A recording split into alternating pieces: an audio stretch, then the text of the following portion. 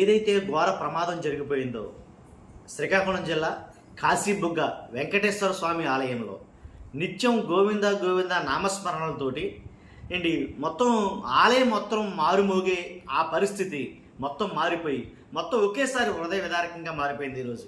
ఎలా అంటే తొక్కిసలాట్లో భాగంగా సుమారు 90 దాకా చనిపోయారని వార్తలు వస్తున్నాయి. కాబట్టి మృతుల సంఖ్య పెరిగే అవకాశం ఉందని అంటున్నారు. ఏది ఏమైనప్పటికీ ఏంటి జరిగింది మహాఘోరమైన తప్పిదమే. కాబట్టి అది ప్రభుత్వాన్ని బాధ్యత అనుకుందామా, లేకపోతే ఇది ప్రజలది తప్పు అని అనుకుందామా? ఎవరిది తప్పు, ఎవరిది బాధ్యత, ఎవరి బాధ్యత తీసుకోవాలి?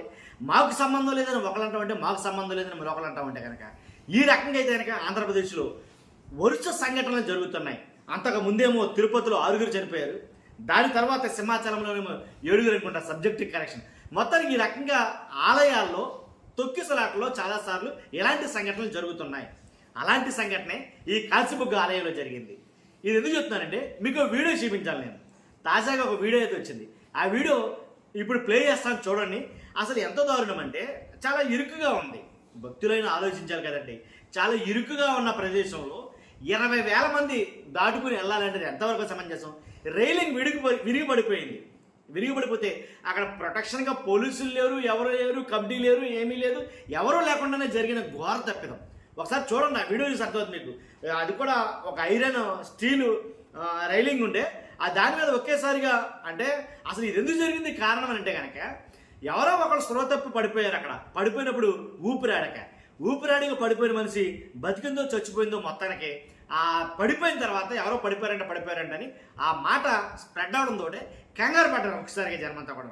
ఊపిరట్లేదంటే అంటే నాకు కూడా అట్లేదని కంగారులో మొత్తానికి అదేం జరిగిందంటే ఒకరికొకరు తొక్కిసలాట ఎక్కువ అవడంతో పక్కనున్న రైలింగ్ విరిగిపోవడం, తర్వాత లోపల ఉన్న వాళ్ళు ఒకరినొకరు తొక్కేసుకోవడం ఇలా జరిగింది కాబట్టే అక్కడ చాలామంది చనిపోవడానికి కారణమైంది. చూడండి, ఇప్పుడు వీడియో పెడతాను, పెట్టిన తర్వాత మళ్ళీ మనం మాట్లాడుకుందాం.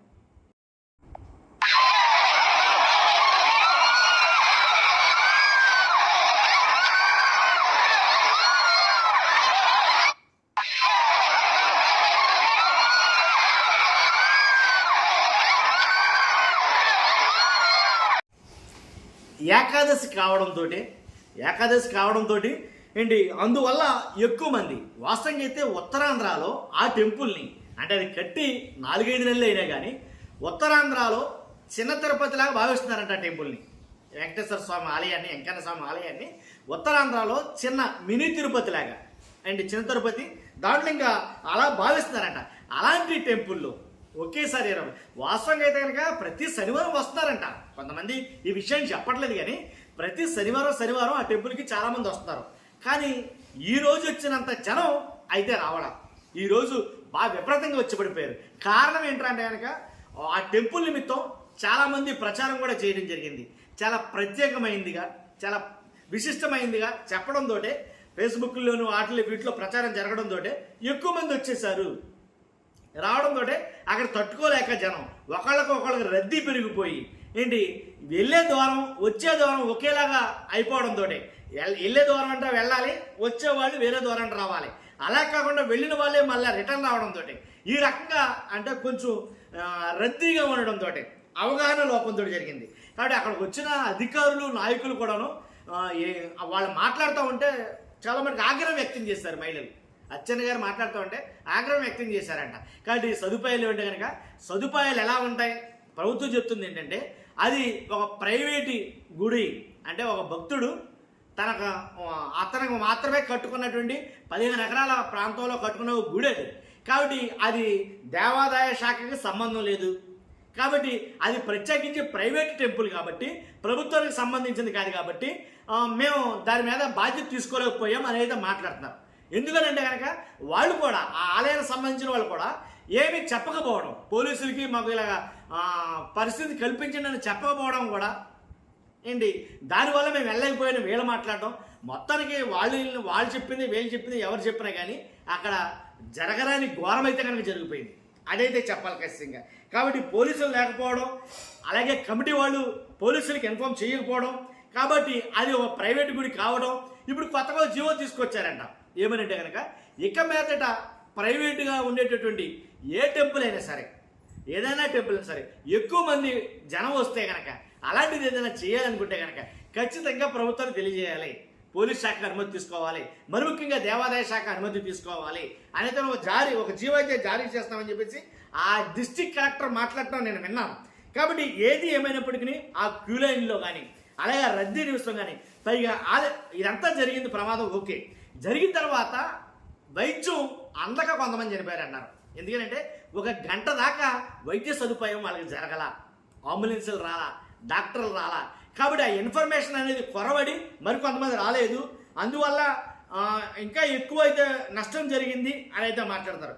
కాబట్టి నిజంగా దాంట్లో మహిళలు ఉన్నారు, అలాగే చిన్నవాళ్ళు కూడా ఉన్నారు. కాబట్టి మొత్తానికి జరిగిందంతా చనిపోవడం అయితే జరిగింది. ప్రభుత్వాన్ని నిందించలేం, అటు ప్రజల్ని అనలేం, ఆ గుడికి సంబంధించిన వాళ్ళని అనలేం. మరి తప్పు ఎవరిది, ఎక్కడ జరిగింది తప్పు అనేది కనుక ఎవరు నిందించాలో అర్థం కాని పరిస్థితి. అటు ప్రభుత్వం జాతరలకు కానీ అన్న సంతర్పణలకు కానీ అలాంటి చోట్ల చాలా చోట్ల మరి 2-3 కానిస్టేబుల్ పెడుతూ అది ఉంటుంది. అలాంటప్పుడు జస్ట్ 20,000 మంది 20,000 అన్నారు లేదా 25,000 అన్నారు. కాబట్టి అంతమంది జనం గుమిగూడిన చోట పోలీస్ ఫోర్స్ లేకపోవడం అనేది కొంచెం ఆలోచించాల్సిన విషయమే. మేము ఇలా చేస్తున్నాం వస్తున్నారని ఇన్ఫర్మేషన్ వీళ్ళు ఇవ్వకపోవడం కూడా కొంచెం ఆలోచించాల్సిందే.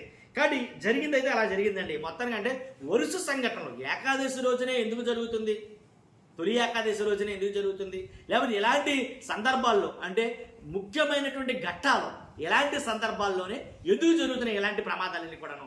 1 కాదు 2 కాదు, ఆల్రెడీ ఆంధ్రప్రదేశ్లో ఇది 3వదిగా భావిస్తారా, 4వది అనుకుంటా తెలిసి. తిరుపతిలోనేమో 6 చనిపోవడం, తర్వాత సింహాచలంలో కూడా అలాంటి ప్రమాదాలు జరగడం, గోడ కూలి భక్తుల మీద పడి చనిపోవడం ఇలాగా. కాబట్టి ఇలాంటి వరుస సంఘటనల్లో కొంచెం కట్టుదిట్టమైన చర్యలు భద్రత తీసుకోవాలేమో అని నాకు అనిపించింది. ఇక మీదటైనా సరే, లేదంటే కనుక ఇలాంటి సంఘటనలు పునరావృతం అయ్యే పరిస్థితి ఉంది. కాబట్టి చంద్రబాబు నాయుడు గారు మాట్లాడారు, అలాగే చాలామంది మాట్లాడినా ఎవరేం చేసినా కానీ జరగాల్సింది జరిగిపోయింది. ఇక మీదటైనా జరగకుండా చూసుకుంటే మంచిదేమో నా అభిప్రాయం. చూస్తున్న మీరు అందరూ మీ అభిప్రాయం కామెంట్ రూపంలో తెలియజేయండి. Thank you very much.